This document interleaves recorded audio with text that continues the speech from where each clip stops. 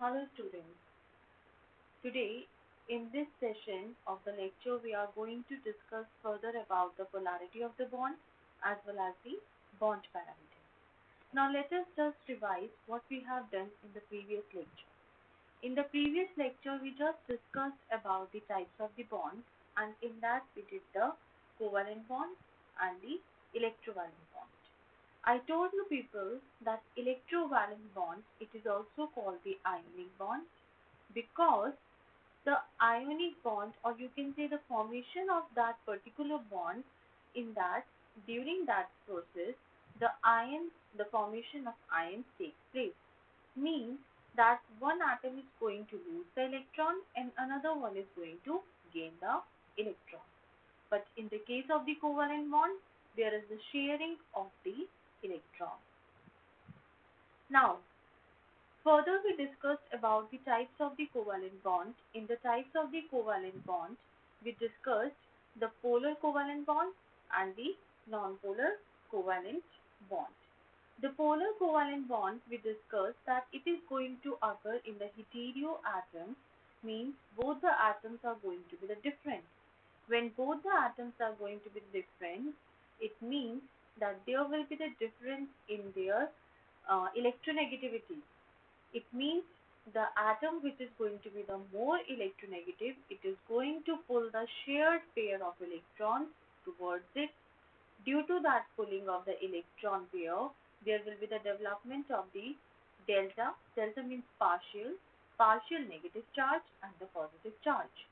This development of the partial negative and the positive charge rises the polarity in the covalent bonds, and that polarity we discussed that it is going to be measured by the dipole moment. In the case of non-polar, they are going to be take place in the homoatomic, means both the atoms are same. When both the same, then their electronegativity will be same. Electronegativity will be same. It means the pulling process will take is at the equal rate. Therefore, there will be no development of the poles. Then, further we was discussing about the dipole moment. Dipole moment depends on the charge separation and distance. And then we discussed its unit. Unit is going to be the debye, and the more the value of dipole, more will be the polarity. Further, from the dipole, starting from the dipole moment, in the case of the dipole moment, we get the numericals. Moreover than the numericals, we get the uh, give reason question. Let's look this question. For example, here I have shown the example of the HCl. Okay. Now in the case of the HCl, if you look over here, Cl is the electronegative atom. Now what it is going to do, that the shared pair of the electron, it is going to pull towards it. Getting the point? This arrow is showing that electrons are getting pulled over here, because of which the Cl will develop the negative charge and your hydrogen will develop the partial positive charge. This bond is going to called as a polar bond, and by the formula we have discussed about the dipole moment, we can calculate it net dipole moment. But let's take the example of the CO2. Now, in the example of the CO2, if you are going to observe, this central atom, this is the carbon, and this is the oxygen, this is the another oxygen. Now, why its structure is a linear structure over here? The reason being over here is what? That both the oxygen, let's take this is the oxygen 1 and this is the oxygen 2. Now, this oxygen is going to pull the electron towards it. Okay, and because both are the oxygen, so at the same time this oxygen is going to pull the electron towards it, isn't it? Both are the oxygens, both are having the equal strength, equal electronegativities, isn't it? So what is going to happen, the force which this oxygen is putting, similar force is being put by this equation 2. Therefore, its structure becomes the straight. But when you are going to calculate the net dipole moment, there will be the net dipole moment will come out to be the 0. The reason is being what? That equal and opposite force is being applied over here. Now, let's take the example of this H2O. In this case, what is happening? We are having the two hydrogens. This is the one hydrogen and this is the another hydrogen. Okay, and this is the oxygen. Now we know that oxygen is more electronegative than the hydrogen. Oxygen second most electronegative है in the complete periodic table, isn't it? So अब क्या हो रहा है that electrons are being pulled towards the oxygen. Okay, दोनों ही hydrogen के electron they are being pulled towards the oxygen. Due to that pulling, what is happening? The structure of the H2 has become a bent structure. And when we are going to calculate the dipole moment, it comes out to be the 1.85 dB. Got? Another, in this case, we get a question over here like this. Why is the dipole moment of carbon dioxide, BF3 and CCl4 0? Now, if you are going to look over here, like I just show you, in this case,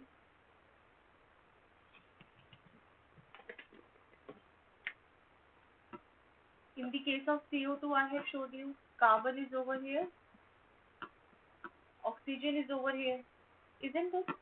This oxygen is going to pull the electron towards this. This is going to pull the electron towards this. Means कि equal and opposite force is being applied over here. If you are going to take the example of CCl4, तो ये carbon है. This is the Cl. This is second Cl, third Cl, and fourth Cl. Okay. Now, what is happening over here?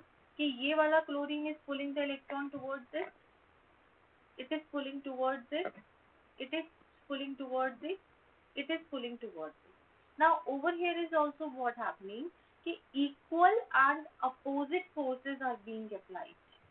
Getting the point? हर तरफ से equal and opposite forces are being applied. एक ही direction में apply नहीं हो रहे हैं. That's why their net dipole is becoming 0.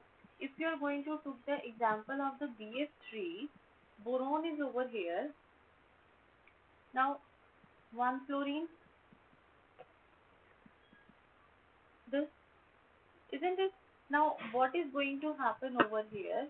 That this fluorine is pulling towards it. ये अपनी तरफ pull कर रहा है, ये अपनी तरफ pull कर रहा है, and the lone pair which are on the boron, they are going to pull towards it. So over here is also what is happening, equal and opposite forces are being applied, due to which your net dipole is going to be cancel out to each other, due to which its net dipole becomes 0. अब hydro H2O का जो हमने case देखा था, it was like this, isn't it? अब क्या हुआ that whatever the force is applying, वो same direction में जा रहा है. Getting the point?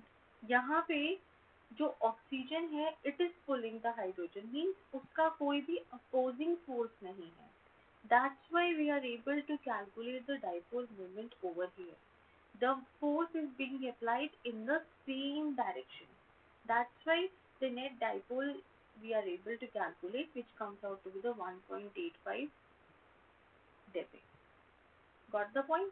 That's why they are having the 0 and why the water is having the some dipole moment over here. Coming to the next question says, why BF3 is non-polar? क्योंकि वहाँ पे poles ही develop नहीं होंगे, equal and opposite force हो गया. Next is, although fluorine is more electronegative, still NH3 has the greater value of mu. Now ये वाला question मैं आप लोगों को explain कर रही हूँ. Answer you are going to write in your own language. If you look over here in this question, अगर आप देखो, let's look first of all NH3, यहाँ पे इसका डाइपोल मोमेंट क्या है 1.46 एंड NH3 का डाइपोल मोमेंट है 0.24. अब फ्लोरीन जो है, fluorine is more electronegative, isn't it? तो उस हिसाब से इसका डाइपोल ज्यादा होना चाहिए, but it is not. Let's look what is the reason. Now first of all, looking the NH3, in the case of the NH3, if you are going to look what is happening over here, that nitrogen is more electronegative than the hydrogen. Yes, nitrogen is more electronegative compared to the hydrogen. तो जो तीनों hydrogen हैं and the lone pair है, वो क्या कर रहे हैं कि the force is being applied in the same direction. अगर आप देखो तो ये एरो भी अपसाइड है, ये एरो भी अपसाइड है, this one also and this one also, isn't it? So they are being applied in the same direction. But if you are going to look the example of the NH3, तो fluorine is more electronegative than the nitrogen. Case उल्टा हो गया इस case में. So what is going to happen over here कि fluorine, each fluorine is applying the force in its direction. Like ये इस side apply कर रहा है, ये इस साइड अप्लाई कर रहा है, ये इस साइड अप्लाई कर रहा है.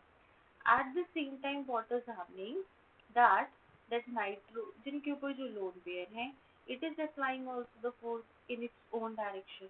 तो चारों के जो डायरेक्शन है, they have been the different, चारों ही different directions में आ गए, due to which when we are going to calculate, तो उनका डाइपोल जो है, NH3 का डाइपोल जो है, its value has become the lesser than the NH3.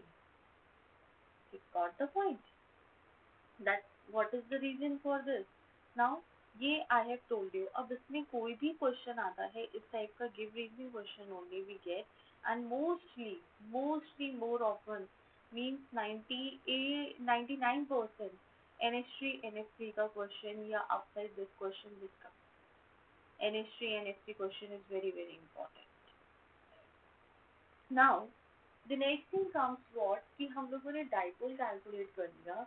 It means हमें ये पता लग गया कि जो भी कोवैलेंट बॉन्ड है, कोवैलेंट बॉन्ड भी कौन सा वाला, जो पोलर कोवैलेंट बॉन्ड है जिसमें partial negative partial positive charge develop हो रहा है, उसके अंदर इट मीन्स जब प्लस और माइनस आ रहा है तो कुछ कैरेक्टरिस्टिक आयोनिक बॉन्ड के भी आ रहे हैं, क्योंकि आयोनिक बॉन्ड हमने बोला था कि it is totally depend on the formation of the negative and positive charge, isn't it?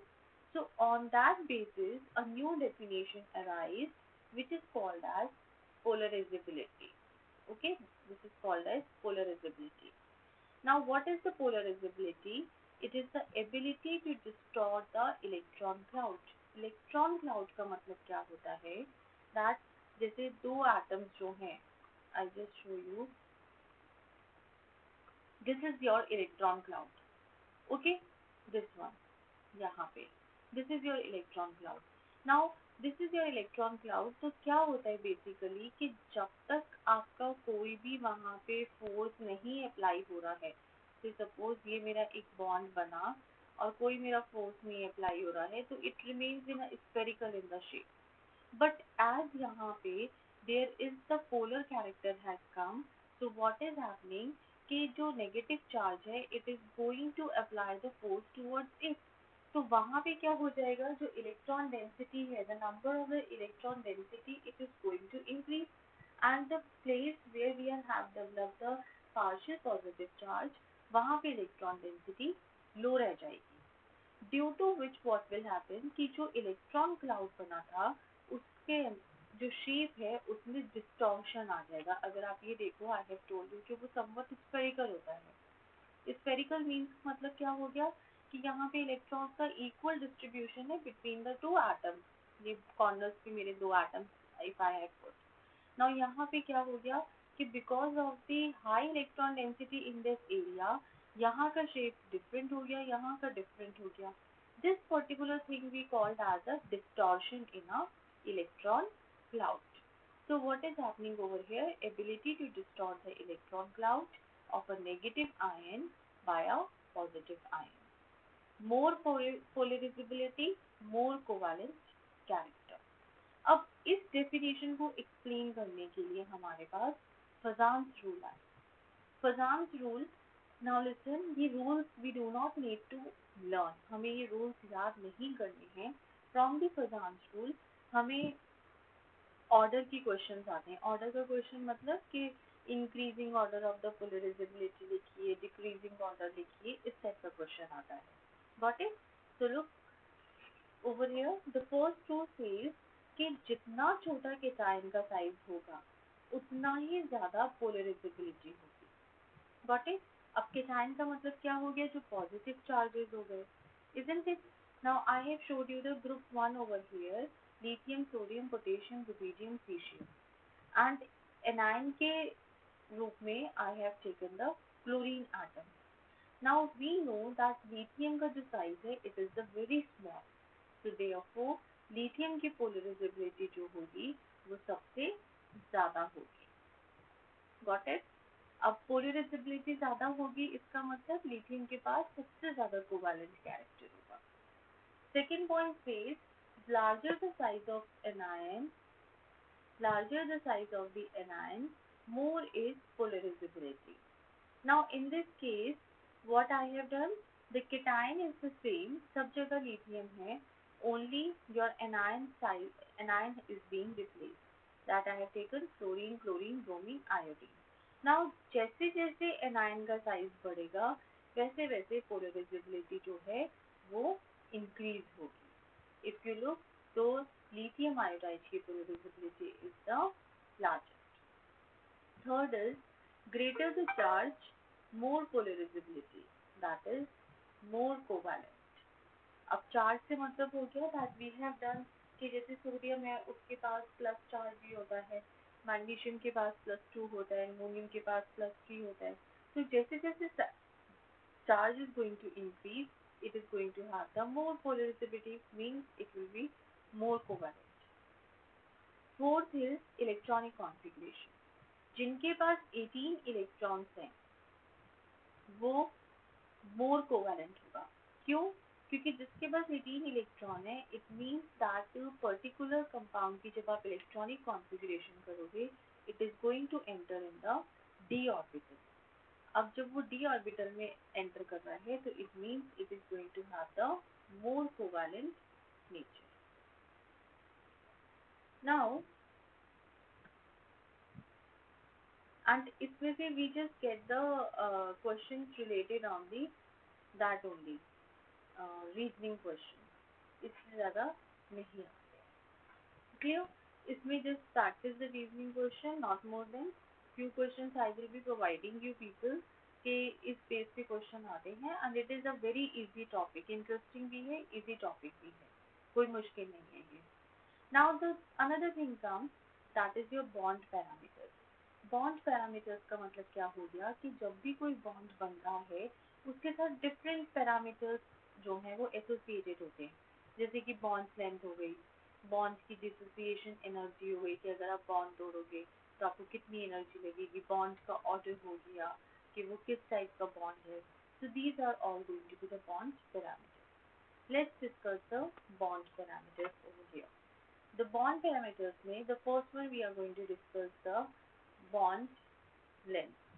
The bond length is equilibrium distance between the nuclei of two bonded atoms in a molecule. अब देखो A and B जो है over here, this A and B, they are the two bonded atoms. इसका center means nuclei is over here and this nuclei is over here. Okay, now what does it say that this distance between the nuclei, मतलब इसके nuclei से लेके इसके nuclei तक का जो distance है that is called as the bond length, isn't it?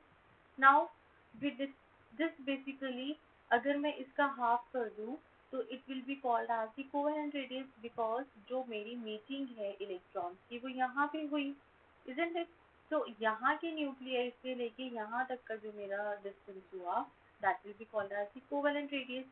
Similarly यहाँ से लेके यहाँ तक जो हुआ इसको भी मैं कोवेलेंट रेडियस कहूँगी. Now what is the van der Waals radius? Van der Waals radius क्या था? दैट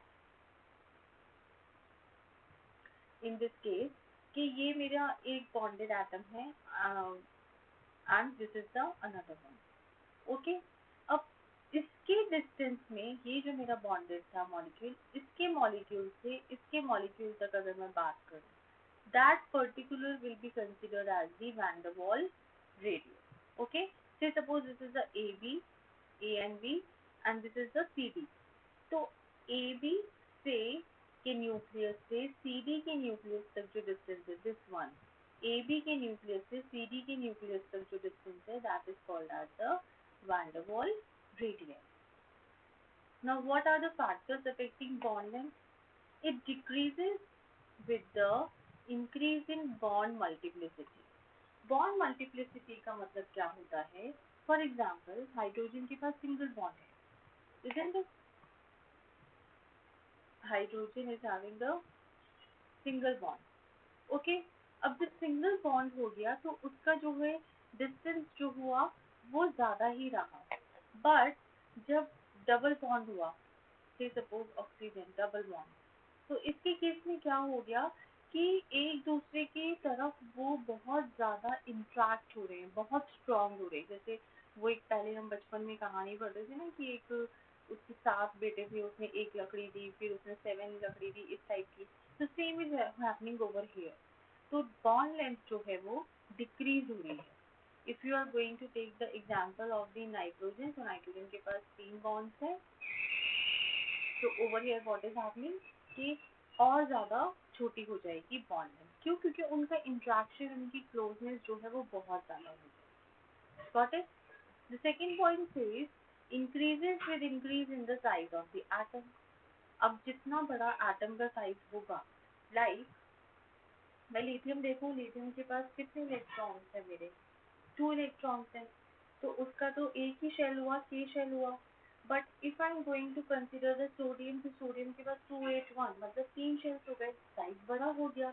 अगर मैं सीशियम के पास जाऊँ तो उसका इलेक्ट्रॉनिक कॉन्फ़िगरेशन और ज़्यादा है, तो और ज़्यादा शेल्स हो गए। तो जैसे जैसे आपका साइज बड़ा होता जाएगा, there will be the increase in the bond length also. Nucleus से जो उसका डिस्टेंस है वो बढ़ता जाएगा।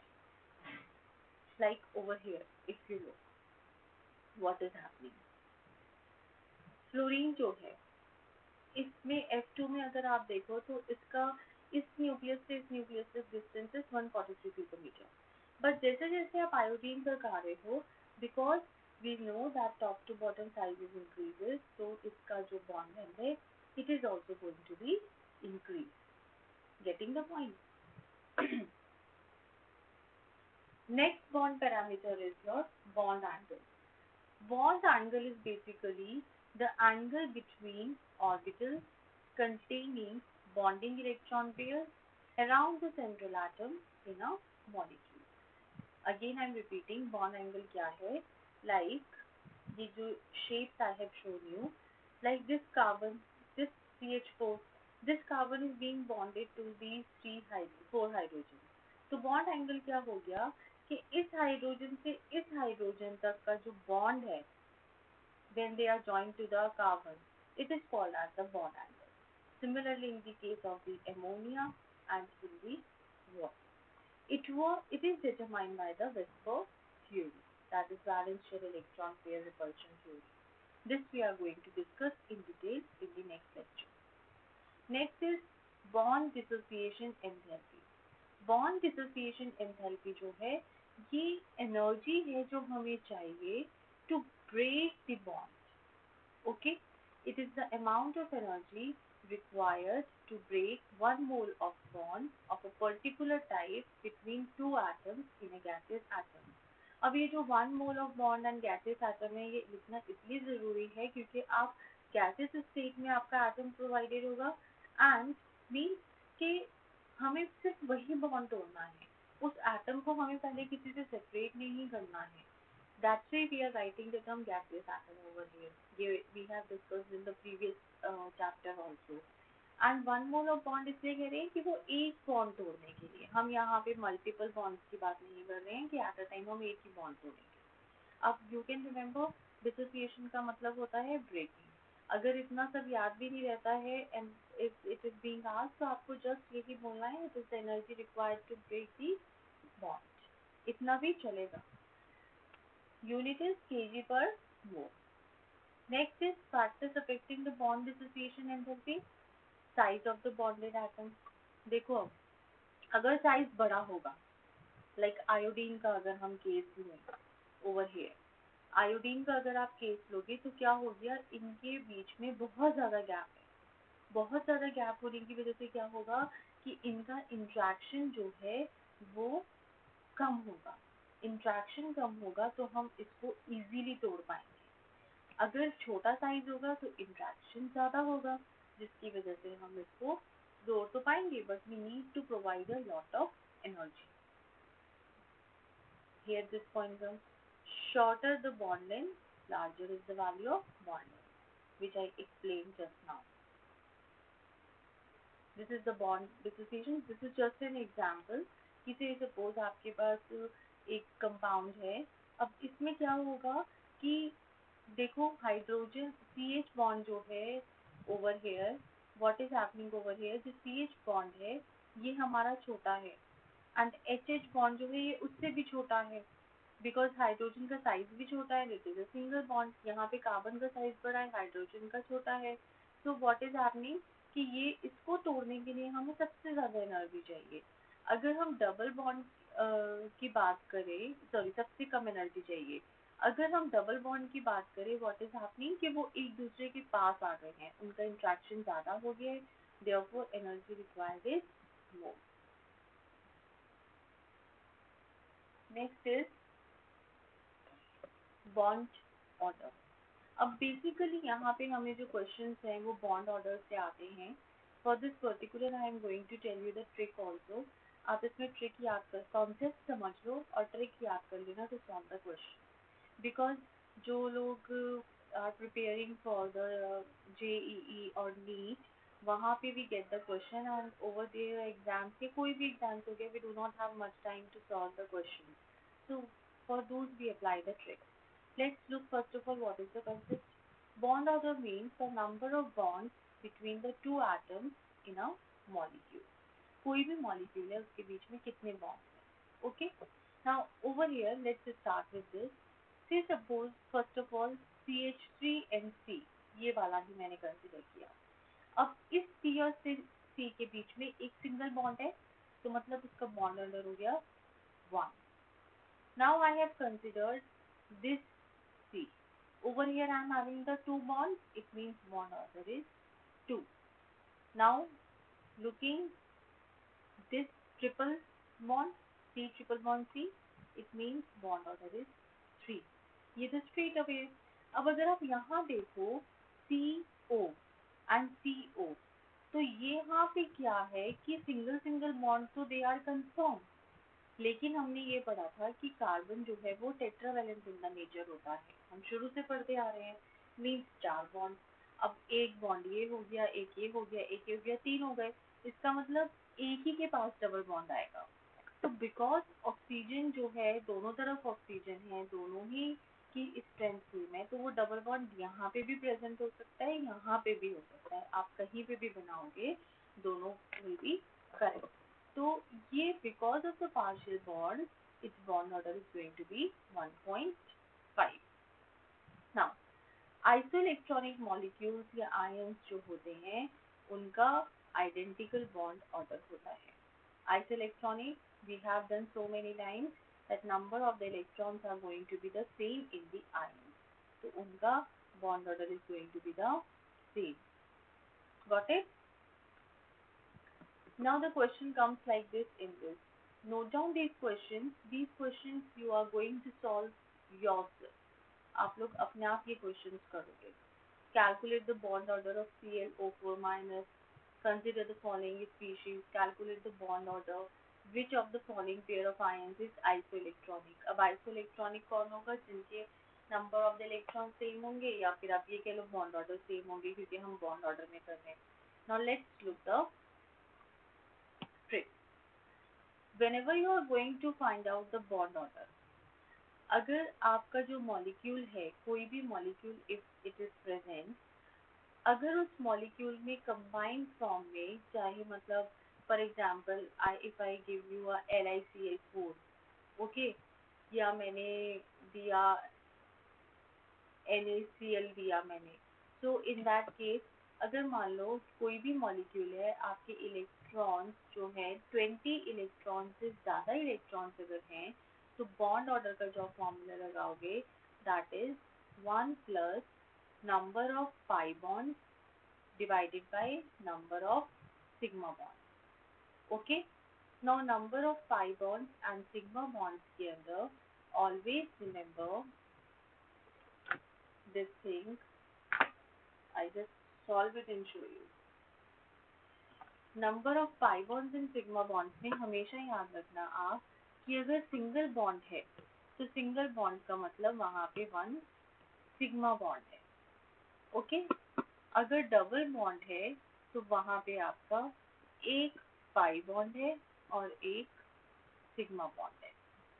ओके, अगर ट्रिपल बॉन्ड है आपका तो there are the 2 pi bond and 1 sigma bond. Got it?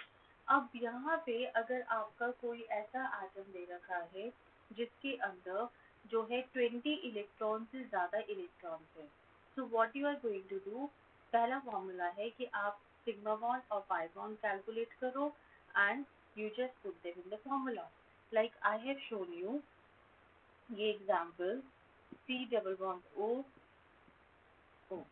That is your CO3 minus. Okay, अब यहाँ पे ये सिंगल बॉन्ड है मतलब कि सिग्मा सिग्मा सिग्मा पाई। अब मेरा फॉर्मूला क्या है, 1 plus number of sigma bond sorry pi bond पहले, तो मेरा 1 पाई बॉन्ड है डिवाइडेड बाय 3 सिग्मा बॉन्ड। तो ये क्या हो गया, 1 प्लस 1/3 which is going to be the 1.33।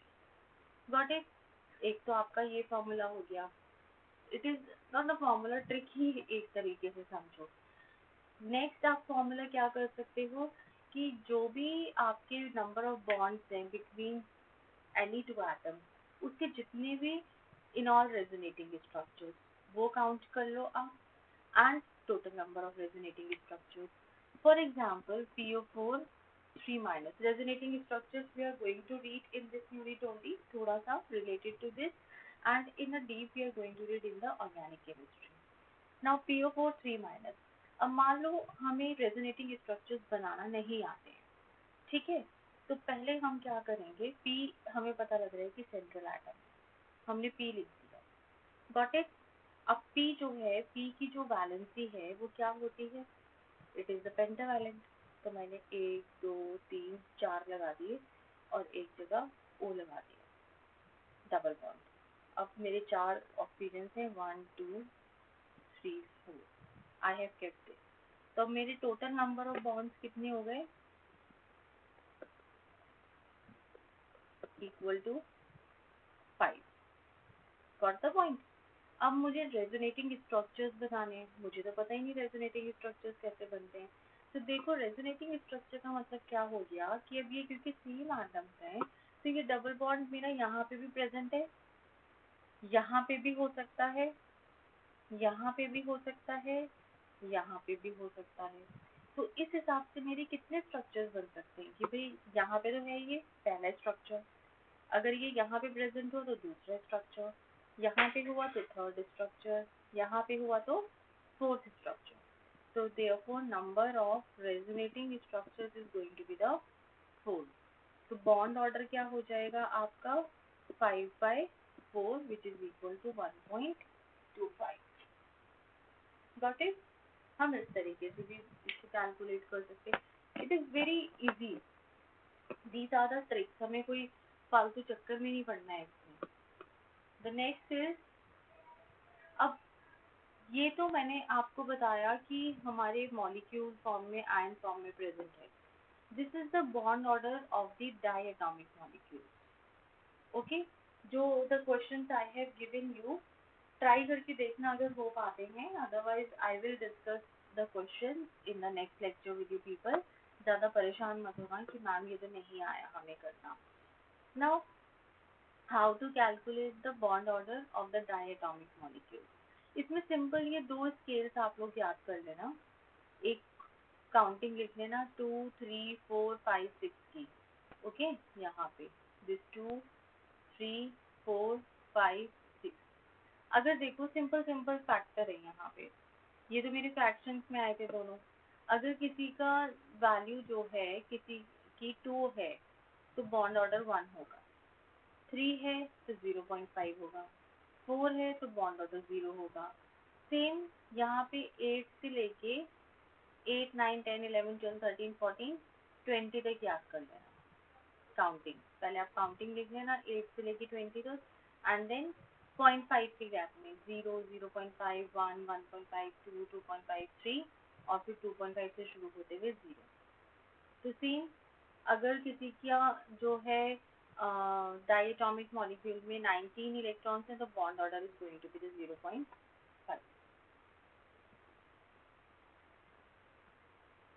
Okay, now say suppose यहाँ पे हम लोग देखते हैं that let's calculate over here Cn minus। Okay, over here we just calculate, एक कैलकुलेशन करके देखते हैं that what is going to be the bond order, कुछ question, so that it will be more clearer to you people।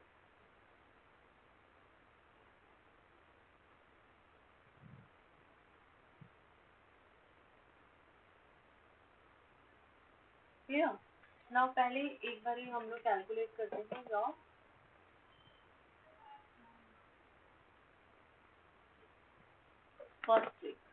First trick से suppose मैंने आपको बताया कि calculate the bond order, I have given you CO3 2 minus, CO3 2 minus, I have just told you कि ये carbon हो गया। Okay, double bond O, oxygen oxygen, single single bond का मतलब सिग्मा सिग्मा, डबल बॉन्ड का मतलब एक sigma एक पाई, तो 1 plus number of pi 1 divide by 3। से सपोज वी आर, और इसको आप ऐसे भी याद रख सकते हो, ए और बी मेरे दो एटम्स हैं, सिंगल बॉन्ड है, तो इट मीन्स बॉन्ड ए की सिग्मा बॉन्ड है, बॉन्ड ऑर्डर विल बी 1, एक सिग्मा एक pi, bond order is 2, triple bond एक sigma and 2 pi, it means bond order is equal to 3। okay, another say suppose जैसे मैंने आप लोगों को क्वेश्चन में एक दे भी रखा है, एक मैं कर भी देती हूँ, Cl4 माइनस। अब Cl आपने लिख लिया यहाँ पे, ठीक है। अब जो क्लोरीन है इसको ऐसे भी आप समझ सकते हो, क्लोरीन के आउटर मोस्ट वैलेंस इलेक्ट्रॉन में शेल में कितने इलेक्ट्रॉन्स होते हैं? 287। हमें कुछ भी नहीं आता, हमें रेजोनेटिंग भी नहीं आता, हमें पाई और ये फलाना ढिमकाना कुछ नहीं आता। 7 इलेक्ट्रॉन्स है, 1 2 3 4 5 6 7 बना, ठीक है। O4 1 2 3 O4 भी बन गए हमारे, ठीक है। अब simply what you are going to calculate, number of bonds कितने हो गए? 1 2 3 4 5 6 7। नंबर ऑफ रेजोनेटिंग स्ट्रक्चर्स कितने हो गए आपके? इसके नंबर ऑफ रेजोनेटिंग स्ट्रक्चर्स क्या हो गए कि ये डबल बॉन्ड जो है यहाँ पे भी प्रेजेंट हो सकता है, तो वो एक स्ट्रक्चर हो गया, एक ये खुद का स्ट्रक्चर हो गया, एक हमने और पोजीशन चेंज कर दी इस तरीके से। या फिर आप ऐसे याद रखो कि जितने उसके कंबाइनिंग एटम्स हुए उतने ही उसके नंबर ऑफ रेजोनेटिंग स्ट्रक्चर्स होते हैं। यहाँ पे 4 ऑक्सीजन हैं, तो there will be the 4 resonating structure divided by 4, so 7 divided by 4 will come to be 1.75। okay, आपका एक टाइप का question, just try the question which I provided you.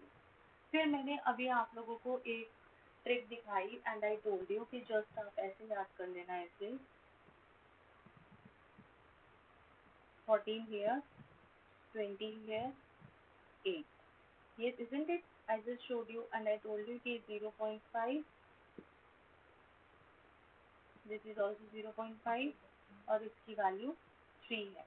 अब इस टाइप का क्वेश्चन कैसे करोगे आप? Say suppose we are having the carbon monoxide, ये डायटोमिक मॉलिक्यूल हो गया। कार्बन के पास कितने इलेक्ट्रॉन्स है? 6 एंड ओवर हियर 8। 6 प्लस 8 कितना हुआ? 14। 14 पे कितनी वैल्यू आ रही है? 3। बॉन्ड ऑर्डर कितना हो गया? 3। Gate the point. फिर से सपोज Li2। Li2 का मतलब क्या हो गया? 3 प्लस 3 6 वैल्यू आ गई। अब जब इसकी वैल्यू 6 आ गई तो 6 की वैल्यू का मतलब क्या हो गया? दैट इसमें 8 7 सॉरी हमने पहले वाले में किया था ना 2 5 2 3 4 5 6 में, तो over there how much value is coming for it. Similarly, let's look the another question also for this. Like 6 की वैल्यू आएगी, bond order will be 1. Similarly,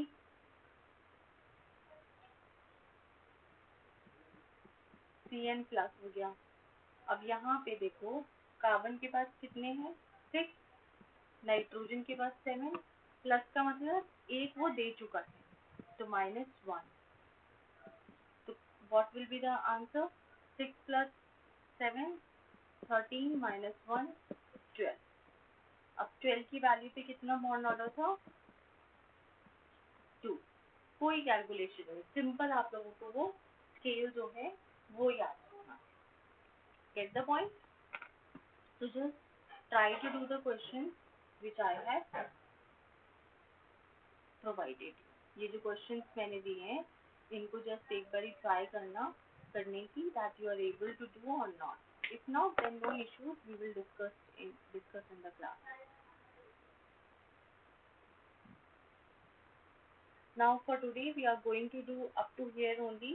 Your work is to try out these questions कि क्या करना है। Like Cn plus का I have showed you, Cn minus आप लोग निकाल लो, NaCN निकाल लो, and then जिसका सबसे ज़्यादा bond order आएगा you can just write down कि इस वाली species का is the greatest bond order. Got it? For today we are going to have this much only. So just practice these questions. Meanwhile, try to understand that what I have taught you. In case there is a issue, we will be discussing the few questions. Otherwise, in the last of the lecture, we will discuss the few more questions.